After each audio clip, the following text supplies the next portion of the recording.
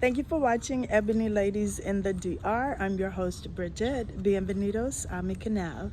Good morning, everybody, and welcome to another lesson of Spanish. I think today is day 75. Look at us. We're going to hit 100. We're going to do it. We're going to do it. All right, so I told my friend who was moping around yesterday that I said, make today exciting. I said, Aprende algo nuevo hoy. Aprende algo nuevo hoy. Learn something new today. Challenge yourself. Aprende algo nuevo hoy. I have to practice and say it slow. I don't know how Dominicans speak so fast. But that is our Spanish for today. That's your phrase. Say, aprende algo nuevo hoy. I got it faster that time.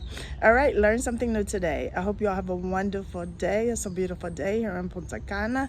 Don't forget new episodes every Thursday, 9 p.m. Eastern Standard Time.